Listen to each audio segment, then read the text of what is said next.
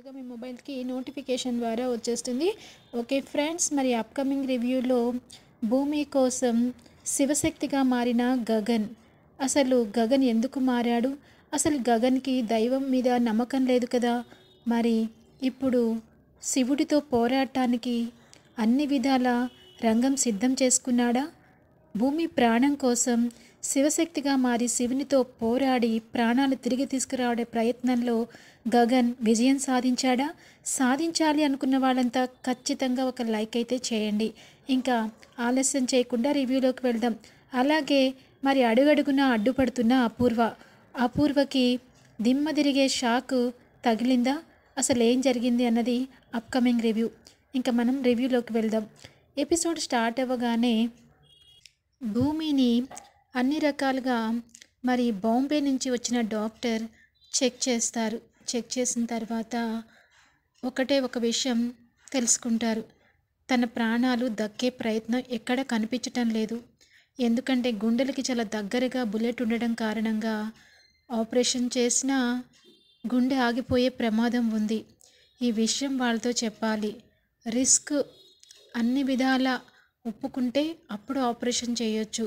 కానీ ఈ విషయం ఈ అమ్మాయి చూస్తే నిండా 25 లేవు, పాపం అన్న పరిస్థితిలో ఉంది అని చెప్పి డాక్టర్ కూడా బాధపడతారు. ఇంకా బయట గగన్ పరిస్థితి చాలా ఘోరంగా ఉంటుంది. శారద కొడుకుని ఎంతగా ఓదార్చినా కంట్రోల్ తప్పుతాడు.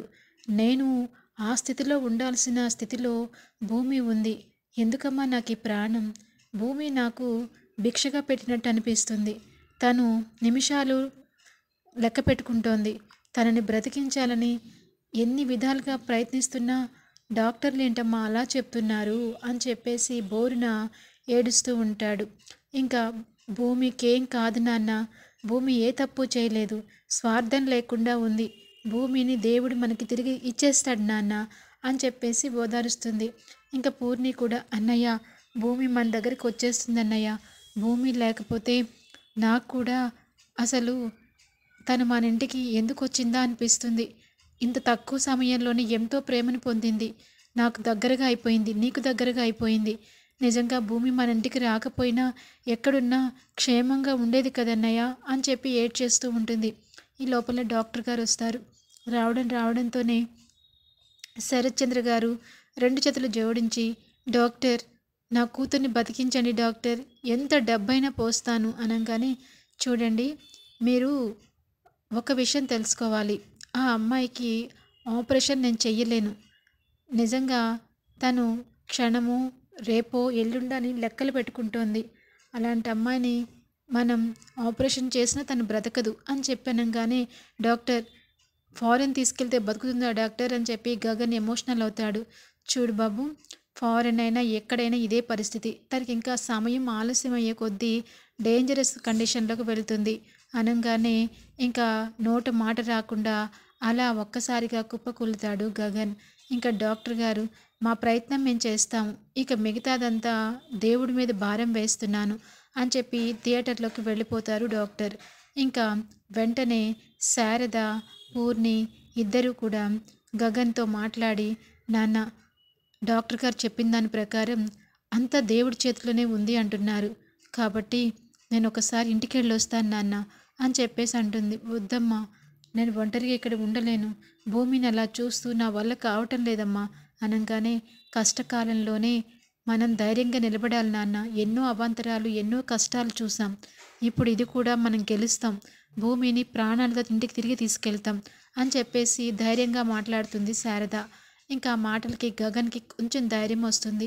అలాగే కూర్చుని ఉంటాడు. ఇంకా శరత్ చంద్ర ఏడుస్తూ ఇంటికి వెళ్తాడు. వెళ్ళి తన రూమ్లోకి వెళ్ళి తలుపు వేసుకుని శోభాచంద్ర ఫోటో దగ్గరికి వెళ్ళి 2 చేతులు జోడించి, శోభ ఇప్పటి వరకు నేను ఏమీ అర్థించలేదు, ఏమీ కావాలని అడగలేదు, ఇప్పుడు మొదటిసారి అడుగుతున్నాను శోభ, మన కూతురు ఎక్కడుందో, మనకిద్దరికీ ఒక కూతురు ఉందని చెప్పావు, బతికే ఉందని చెప్పావు, కానీ ఆ కూతురు ఎక్కడుందో నాకు తెలీదు, కానీ భూమి వచ్చిన తర్వాత ఆ కూతుర్ని భూమిలో చూసుకుంటున్నాను, భూమి నా మనసుకి చాలా దగ్గరైపోయింది శోభ, నన్ను కన్న తండ్రి కంటే ఎక్కువగా చూస్తోంది, నాకు బట్టలు కొనిచ్చింది, నాకు స్నానం చేపించింది, నాకు దగ్గరుండి తినిపించింది, నిజంగా భూమిని చూస్తే నాకు అమ్మ గుర్తొస్తుంది, అలాంటి భూమిని నా చేతులతో నేనే బుల్లెట్తో కాల్చాను. తనిప్పుడు ప్రాణాలు గాల్లో కలిసిపోయేటట్టుగా అనిపిస్తుంది. తనకేం కాకూడదు శోభ. నువ్వు ఎక్కడున్నా నా కూతుర్ని బతికించు శోభ అని చెప్పి ప్రాధేయపడుతూ ఉంటాడు. ఇంకా ఆత్మ అలా బాధపడుతూ ఉంటుంది. తన కూతుర్ని అప్పుడు తన ప్రాణాలు పోయినా సరే శోభాచంద్ర మంటల్లో నుంచి కూతుర్ని టెడ్డీ బేర్లో పెట్టి కాపాడుకుంది. మరి ఇప్పుడు తను కొన ఊపిరితో ఐసీయూలో వచ్చే ప్రాణం పోయే ప్రాణం ఉంటే తల్లి మనసు ఎంత క్షోభిస్తుంది, ఆత్మ ఎంత క్షోభపడుతుంది అన్నది మనకి కంటికి కనిపిస్తూ ఉంటుంది. ఐసీయూలో ఒంటరిగా ఉన్న భూమి దగ్గరికి ఆత్మ అలా వెళ్తూ ఉంటుంది. వెళ్ళి అమ్మా భూమి, అమ్మా భూమి అని చెప్పి ఆత్మ పక్కనే కూర్చుని ఘోషిస్తూ ఉంటుంది. భూమి ఆత్మంతా ఒకవైపు, భూమి మనసంతా ఒక గగన్ వైపు, అటు శరత్చంద్ర వైపు ఆలోచిస్తూ ఉంటుంది. నాన్న ఎప్పటికీ మీ ఇద్దరు గొడవ పడొద్దు నాన్న.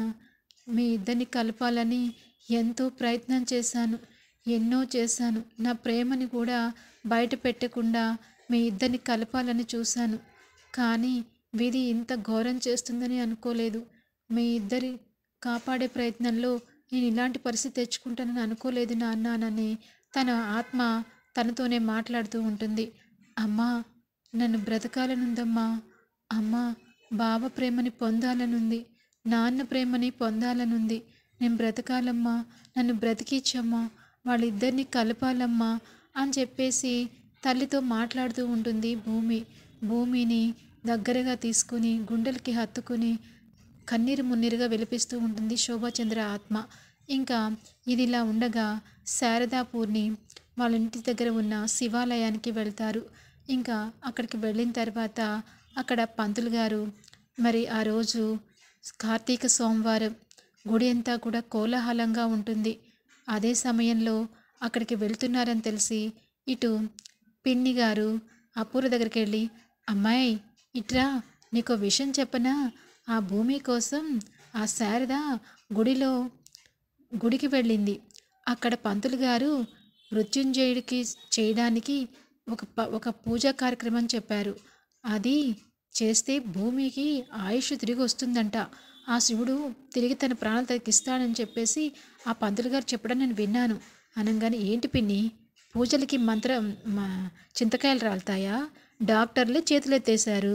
ఆఫ్టర్ ఆల్ పూజ చేస్తే బతికేస్తుంది అంటే ఈ హాస్పిటల్స్ ఇవన్నీ ఎక్కడి నుంచి వస్తాయి అని చెప్పేసి అనగానే, అలా అనకమ్మాయి, ఒక్కోసారి దేవుడు నిజంగా భూమికి నూకలు చెల్లిపోలేదు, తనకి ఇంకా ఆయుష్ ఉంది. కానీ తెలియకుండా అర్ధాంతరంగా ఒక తప్పిదం వలన తనకే బుల్లెట్ గాయం తగిలింది. అది తనకి పోయే ఆయుష్ కాదు, బతికించవచ్చు. కానీ మనం ఆ పూజ చేయకుండా చూడాలమ్మాయి, అప్పుడు మనం భూమి ప్రాణాలు పోయేటట్టుగా చేయొచ్చు అని చెప్పేసి అంటుంది. పిన్ని నీకు పెళ్లి చేస్తానని చెప్పి అన్నానని రకరకాలుగా ఆలోచిస్తున్నావు. నిజమే, నాకైతే మైండ్ తట్టడం లేదు. నువ్వు చెప్పింది నిజమే. ఆ శారద చేస్తున్న పూజని భంగం కలిగిస్తే భూమి ప్రాణాలు మనకు తీసేసిన వాళ్ళం అవుతాం. పద పిన్ని మనం కూడా గుడికి వెళ్దాం అని చెప్పేసి వాళ్ళిద్దరు కూడా గుడికి వస్తారు. ఇంకా శారద పంతులు గారితో మాట్లాడేటప్పుడు చెప్తుంది, భూమికి ఎలాగైనా సరే తన ప్రాణాలు తనకు తిరిగి రావాలి అంటే ఏం చేయాలి పంతులు గారు అని చెప్పి అనగా, చూడండి అమ్మా, ఇవాళ కార్తీక సోమవారం, సాక్షాత్తు ఆ శివుని దగ్గరికి ఆ విష్ణుమూర్తే వెళ్ళి చాలా వరాలు పొందారట. అలాగే ఈరోజు మీరు ఏమీ తినకుండా తడి బట్టలతో మరి శివశక్తిగా మారి ఆ శివుని ముందు ప్రదక్షిణ చేస్తూ నాట్యం చేస్తూ రకరకాల హారతలు సమర్పిస్తూ అభిషేక ప్రియుడు ఆయనని మనస్ఫూర్తిగా లోపల మనకేం కావాలో కోరుకుని అతని ముందు టెంకాయ కొడుతూ ప్రతి నామానికి ముందు ఓం నమ శివాయ అంటూ పొర్లు దండాలు పెడుతూ చేయాలమ్మా, అప్పుడు అనుకున్నది సాధిస్తారు అని చెప్పి అనగానే, నేను చేస్తాను పూజారి గారు అంటుంది. చూడమ్మా, నువ్వు చేస్తానని చెప్పేసి అన్నావు, అది ఎట్టి పరిస్థితుల్లో కూడా మధ్యలో ఆపకూడదు. ఆపితే ప్రాణానికే ప్రమాదం. మీరు ఎవరికైతే చేస్తున్నారో వాళ్ళకి. కాబట్టి అది 1కి 2 సార్లు ఆలోచించండి అమ్మా. మృత్యుంజయని హోమం అంటే మాటలు కాదు, శివశక్తి అంశతో నాట్యం చేస్తూ హారతులు అటు ఇటు చేతిలో పట్టుకుని గుడ్డు చుట్టూతో ప్రదక్షిణ చేస్తూ ఆ హారతిని కింద పెట్టకుండా చూసుకోవాలి అని చెప్పి అనగానే, లేదు పంతులు గారు, నేను చేస్తాను అని చెప్పేసి అంటుంది. సరే అని చెప్పేసి ఇంకా అన్నిటికీ ఒప్పుకున్నారని పూజ ఏర్పాట్లు చేస్తూ ఉంటారు. ఇంకా దొంగచాటుగా అపూర్వ వాళ్ళ పిన్ని గుడిలో చూస్తూ ఉంటారు. ఇంకా పూర్ణి, అమ్మా నువ్వు చేయలేవేమోనమ్మా, వద్దమ్మా అని చెప్పి అంటుంది. పూర్ణి, చెయ్యాలమ్మా, భూమి మన కోసం ఎంత చేసింది. నేను ఇలా ప్రాణాలతో ఉన్నానంటే భూమియే కారణం. అన్నయ్య ఇప్పుడు ప్రాణాలతో ఉన్నాడంటే భూమియే కారణం. అలాంటి భూమి కోసం ఈ కొంచెం కూడా చేయలేమా? చేస్తాను అని చెప్పేసి ఇంకా ముందు భూమి కోసం పొర్లుదండాలతో శారద అటు ఇటు అలా పొర్లుదండాలు పెడుతూ ఉంటే తలకి స్పృహ తప్పి కింద పడిపోతుంది. తలకి చాలా పెద్ద గాయం అవుతుంది. అయినా సరే చెయ్యాలని చెప్పి సంకల్పంతో ముందుకు వెళ్తుంది. అలా వెళ్తూ ఉంటే బ్లడ్ కారుతూ ఉంటే పూర్ణి వెంటనే తలకి కట్టుకట్టి, అమ్మా రా అమ్మా, నువ్వు చేయలేవేమో అనిపిస్తుంది, నీ ప్రాణాలు కూడా ప్రమాదం వాటిల్లుతుంది అని చెప్పేసి అంటూ ఉంటే ఇంకా శారద చెయ్యలేక ఓ దగ్గర కుప్పకూలుతుంది. పూర్ణి వచ్చి అమ్మా అని చెప్పి పట్టుకుంటుంది. చూసావా, ఎన్ని ప్రయత్నాలు చేసినా ఆ భూమి బతికేటట్టుగా కనిపించటం లేదు. శారద కూడా చేయలేకపోయింది. అపూర్వ అని చెప్పి అనగానే, అవును పిన్ని, ఈ శారద కూడా చేయలేకపోయింది. భూమికి డోకా లేదు, అది చస్తుంది అని చెప్పేసి చెప్పుకుంటూ ఉంటారు. ఇంకా చాలాసేపు అయింది గుడికి వెళ్ళి, ఇంకా రాలేదు. అమ్మ వాళ్ళు ఏమైందో ఏంటో అని చెప్పేసి అనుకుని గగన్ అక్కడక్కడే కూర్చుని భూమిని లోపలికి చూస్తూ బయట నించుని ఒకసారి గుడికి వెళ్ళి చూస్తే తెలుస్తుందని చెప్పి గుడికి వస్తాడు. గుడికి రాగానే ఇంకా తలకి కట్టుగాయంతో అలా పడి ఉంటుంది శారద. పూర్ణి బాధపడుతూ ఉంటుంది. ఏంటమ్మా, ఏం జరిగింది పూర్ణి, అమ్మకేంటి రక్తం అని చెప్పి అనగానే, అన్నయ్య భూమి కోసం శివశక్తి అంశతో పూజ చేయాలని పంతులు గారు చెప్పారు. తనకి ఖచ్చితంగా ప్రాణాలు జయిస్తుందని చెప్పేసి అన్నారు. అందుకని అమ్మ ఇలా చేస్తూ చేయలేక ఇలా కూలపడిపోయింది అన్నయ్య అనగానే, అవునా, ఆ మొక్కేదో నేను తీర్చుతాను అని చెప్పేసి అంటాడు. నువ్వా అన్నయ్య, నీకు దేవుడంటే నమ్మకం లేదు కదన్నయ్య అని చెప్పి అంటుంది పూర్ణి. అవును, నమ్మకం లేదు, కానీ నమ్మితే అద్భుతాలు జరుగుతాయని, ప్రాణం తిరిగి వస్తుందని అంటున్నప్పుడు అది చేయడానికి నేను సిద్ధంగా ఉన్నాను. ఇప్పుడు భూమి విషయంలో ఏం చేయడానికైనా నేను సిద్ధంగా ఉన్నాను అని చెప్పేసి అంటాడు. ఇంకా పూజారి గారు ఏం చేయాలో చెప్పండి అని చెప్పేసి పూజారి గారి దగ్గరికి వస్తాడు. ఇంకా పూజారి గారు మొత్తం ఇలా శివశక్తి రూపంలో మొత్తం అమ్మాయి రూపంలో మారి చీర కట్టుకుని గాజులు వేసుకుని పరాశక్తి రూపంలో 2 చేతులలో 2 దీపాలు పెట్టుకుని ఎక్కడ దీపం కింద పడకుండా గుడి చుట్టూతా ప్రదక్షిణలు చేయాలి. అలా 108 ప్రదక్షిణలు చేయాలి. పొరపాటును కూడా ఎట్టి పరిస్థితుల్లో కూడా దీపాన్ని కింద పెట్టకూడదు నాయన అని చెప్పేసి అనగానే, అమ్మాయి రూపంలో మొత్తం అన్ని గాజులు, బొట్టు, ముక్కు పుడక, గాజులు, పట్టీలు అన్నీ పెట్టుకోవాలి. మరి వాటికి ఒప్పుకుంటావా అనగానే, ఏదైనా పర్వాలేదు పంతులు గారు, నా ప్రాణాలు కాపాడిన ప్రాణదేవత కోసం నేను ఏదైనా చేస్తాను అని చెప్పేసి ఇంకా పంతులు గారు ఏదైతే చెప్పారో అవన్నీ కూడా గగన్ అన్నీ వేసుకుని మరి రెడీగా చీర కట్టుకుని గాజులు వేసుకుని వచ్చేసరికి శారదా పూర్ణి ఆశ్చర్యపోతారు. నిజంగా గగన్ ఎప్పుడూ కూడా ఇంతలాగా మారలేదు. భూమి కోసం ఎంత మారిపోయాడో చూడమ్మా అన్నయ్య అని చెప్పి అనుకుంటారు. ఇంకా అపూర్వ రౌడీలను పెట్టిస్తుంది.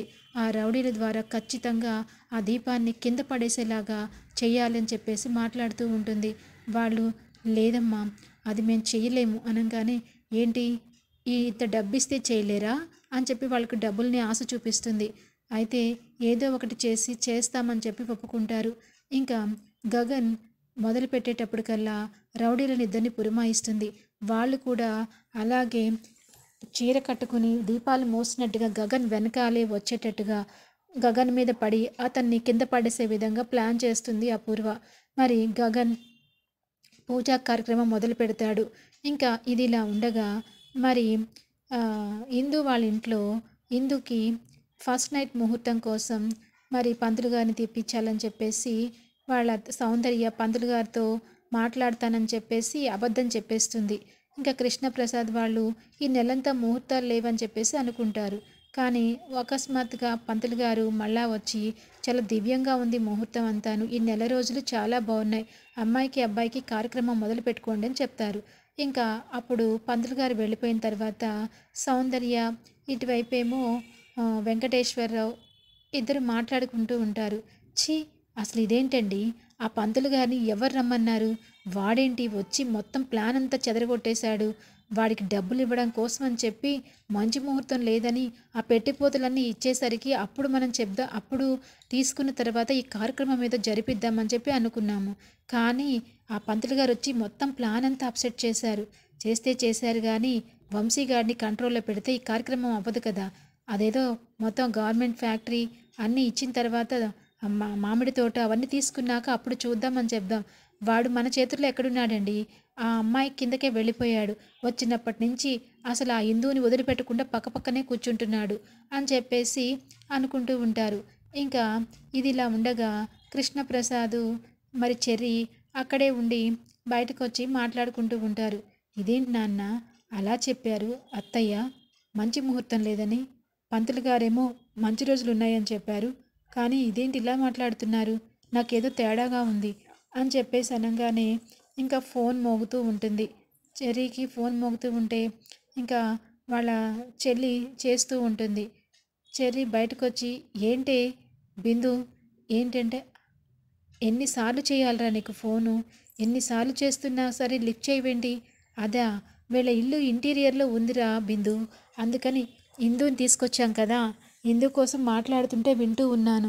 అన్నయ్య అర్జెంటుగా ఇంటికి రారా, నీకు విషయం చెప్పాలి అనగానే ఏం విషయం చెప్పు అని చెప్పేసి అంటాడు.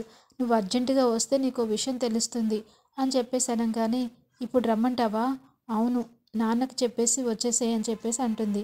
ఇంకా సరే అని చెప్పి చెర్రీ వాళ్ళ నాన్నకి చెప్పి ఇంటికి బయలుదేరతాడు. ఇంటికి రాగానే ఇంకా ఏడ్చుకుంటూ బిందు అన్నయ్య అన్నయ్య అనగానే ఏం జరిగిందో చెప్పు బిందు అని చెప్పి అంటూ ఉంటాడు చెర్రీ. ఏం లేదు, తన పరిస్థితి చాలా ఘోరంగా ఉంది. ఎవరిది? భూమి పరిస్థితి. భూమికి ఏమైంది? భూమికి మామయ్య బుల్లెట్ గాయపరిచాడు అనగానే ఇంకా కుప్పకూలిపోతాడు చెర్రీ. తను ప్రేమించిన అమ్మాయి ప్రాణంగా ప్రేమిస్తాడు చెర్రీ. మరి తను అలా చావు బతుకుల్లో ఉంది అంటే తట్టుకోలేకపోతాడు. వెంటనే హాస్పిటల్కి బయలుదేరతాడు. ఇంకా ఇది ఇలా ఉండగా హాస్పిటల్లో మరి చెర్రీ వెళ్తూ ఉంటాడు కదా. గగన్, శారద వీళ్ళంతా హాస్పిటల్లో ఉండకుండా గుడిలో ఉంటారు. ఇంకా ఒంటరిగా అలా ఐసీయూలో ప్రాణాలతో పోరాడుతున్న భూమిని చూడటానికి చెర్రీ వస్తాడు. చెర్రీ వెంటనే రిసెప్షన్లోకి వెళ్ళి భూమి పేరు చెప్పి రూమ్ నెంబర్ తెలుసుకుని లోపలికి వస్తాడు. రావడంతోనే ఐసీయూలో చూసిన భూమిని చూసి చెర్రీ చాలా బాధపడతాడు. ఎంత జరిగింది భూమి, నీకేమైంది భూమి, ఏమైంది, ఇంత ఘోరమే అని అక్కడ ఉన్న డాక్టర్లందరినీ అడుగుతాడు. ఆ అమ్మాయి పరిస్థితి ఏం బాగాలేదు. తనకి 24 hours టైం పెట్టారు. ఎప్పుడు ఎలా ఉంటుందో తెలీదు. ఆపరేషన్ చేయడానికి కూడా డాక్టర్లు కూడా చేతులు ఎత్తేశారు అని చెప్పేసి అనగానే ఇంకా చెర్రీకి ఏం మాట్లాడాలో ఏం చేయాలో తెలీదు. అక్క పెళ్ళవడం కోసం సోషల్ మీడియాలో తన వీడియో అప్లోడ్ చేయడానికి కూడా భూమి నేను హెల్ప్ చేస్తానని ముందుకొచ్చావు. అందరికీ ఏదో రకంగా హెల్ప్ చేసే నువ్వు ఇలాంటి పరిస్థితుల్లో ఉన్నావు ఏంటి భూమి, అసలు నీకేంటి ఇలాంటి పరిస్థితి అని చెప్పేసి కుర్చీలో కూర్చుని కన్నీరు మున్నీరుగా ఏడుస్తూ ఉంటాడు. ఇంకా అప్పుడే అక్కడ శరత్చంద్ర గారు కూడా ఉంటారు. ఉండి అరే చెర్రీ అని చెప్పేసి పట్టుకుని ఏడుస్తుంటే ఏంటి మావయ్య, ఎందుకు ఇలా జరిగింది? తనని కాల్చాలని కాదురా ఆ గగన్ గాడిని అని చెప్పేసి అనగానే ఏదేమైనా ఇలా జరగటం చాలా ఘోరం మావయ్య అని చెప్పేసి బాధపడుతూ ఉంటాడు. ఇంకా ఇదిలా ఉండగా మరి ఇందు వాళ్ళ అమ్మతో మాట్లాడుతూ ఉంటుంది. మీరా చూడమ్మా, నీకు మంచి ముహూర్తం చూసి ఇవాళ కార్యక్రమం చేయాలి అనుకుంటున్నారు కాబట్టి అన్ని రకాలు కొని తీసుకురావడానికి మీ నాన్నగారు నేను ఇంటికి వెళ్తాము. నువ్వు ధైర్యంగా ఉండు బిందు ఇందు అని చెప్పేసి అంటుంది. అమ్మా నువ్వు వెళ్ళొద్దమ్మా, 2 రోజులు ఇక్కడే ఉండమ్మా, ఫోన్ చేసి చెప్తే అన్నీ తీసుకొస్తారు కదా, నువ్వు వెళ్ళాలా ఏంటి అని చెప్పేసి అంటుంది. ఏం పర్వాలేదులే ఇందు, వెళ్ళని మీ అమ్మ నాన్నని, నేను ఉన్నాను నీకు తోడుగా అని చెప్పేసి అంటాడు వంశీ. సరే అని చెప్పేసి ఇంకా అంటుంది. ఇంకా ఇందు వంశీ లోపలికి వెళ్ళంగానే ఇందు సిగ్గుపడుతూ ఉంటుంది. ఏంటి ఇందు, ఇంకా నేనంటే భయం వేస్తుందా నీకు అని చెప్పేసి అంటాడు. అచ్చా అలా ఏం లేదు, మరి ఎందుకు భయపడుతున్నావు, మీ అమ్మని ఎందుకు ఉండమంటున్నావు అని చెప్పేసి అంటాడు.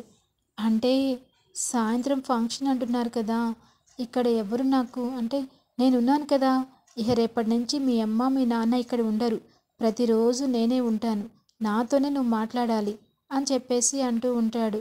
ఇంకా అలాగేనని చెప్పేసి అంటుంది. ఇంకా తను చేయి పట్టుకుని ఇలా అనేసరికి తను అంటుంది, ఏమండి చేయి పట్టుకుంటున్నారు, సాయంత్రం వరకు అలా కొంచెం దూరంగా ఉండమని చెప్పారు కదా అని చెప్పేసి అంటుంది. అవన్నీ వాళ్ళు అలాగే చెప్తారు, మనల్ని ఎవరు ఆపుతారు అని చెప్పేసి ఇంకా దగ్గరగా వస్తూ ఉంటాడు వంశీ. ఇంకా ఇందు నవ్వుతూ ఉంటుంది. ఇంక ఇదిలా ఉండగా మరి మీరా కృష్ణప్రసాద్ షాపింగ్ చేయడానికి అని చెప్పి బయటికి వెళ్తారు. ఇంకా ఇదిలా ఉండగా గగన్ అలా దీపాలు మోస్తూనే ఉంటాడు. ఒక్కొక్క రౌండ్ పూర్తవుతుంది. అలా పూర్తవుతుంటే కావాలని ఆ రౌండ్లో అపూర్వ బాటిల్ పగలకొట్టి గాజు పెంకుల ముక్కలని అక్కడ వెళ్ళే దారిలో లైన్లో అన్నీ వేయమని చెప్పి అంటుంది. ఇంకా అలాగే ఆ రౌడీలు కొన్ని గాజు పెంకు ముక్కల్ని దారిలో వేస్తారు. వేస్తుంటే గగన్ ఆ ముక్కల మీద పాపం నడవడంగానే గాజు పెంకులు గుచ్చుకుంటాయి. అమ్మా అని చెప్పేసి అని ఆ దీపాలు పడకుండా తను బ్యాలెన్స్ చేస్తూ ముక్కలు గుచ్చుకున్న అందులో నుంచే నడుస్తూ మరి ఆ దేవునితో శివునితో పోరాడుతూ ఉంటాడు. అలా ఒక్కొక్క అడుగు వేస్తుంటే గగన్ పాదాల నుంచి రక్తం పారుతూ ఉంటుంది. ఎక్కడా కూడా కూర్చోకపోయినా దీపం పడిపోకుండా అలానే నడుస్తూ ఉంటాడు. మరి ఓ పక్కన శారదా పూర్ణి కన్నీరుతో మున్నీరైపోతూ ఉంటారు. కొడుకు పక్కన కాళ్ళకి గాజు పెంకులు గుచ్చుకుంటున్నా రక్తం వస్తున్నా ఎక్కడ ఆపకుండా అలాగే నడుస్తూ ఉంటాడు. పరమేశ, నాకు భూమి ప్రాణాలు తిరిగి కావాలి, ఓం నమ శివాయ, నా భూమి నాకు తిరిగి రావాలి, ఓం నమ శివాయ అంటూ మరి గగన్ నామస్మరణ చేస్తూ శివునితో పోరాడుతూ ఉంటాడు. మరి ఆ భోళా శంకరుడు గగన్ యొక్క పూజకి, శక్తికి, భక్తికి మరి ప్రసన్నుడై తిరిగి భూమిలో ప్రాణాన్ని తిరిగి ఇచ్చేస్తారా? మరి డాక్టర్కే ఊహకందని అద్భుతం జరగబోతోందా? ఆపరేషన్ చెయ్యకపోయినా భూమి బ్రతుకుతుందా? అసలు బ్రతకాలంటే మరి గగన్ పూజ శివుడికి ప్రసన్నం చేయగలిగిందా? మరి ఇంకెందుకు ఆలస్యం, తర్వాత ఎపిసోడ్ నెక్స్ట్ డే రివ్యూలో తెలుసుకుందాం. Thanks for watching.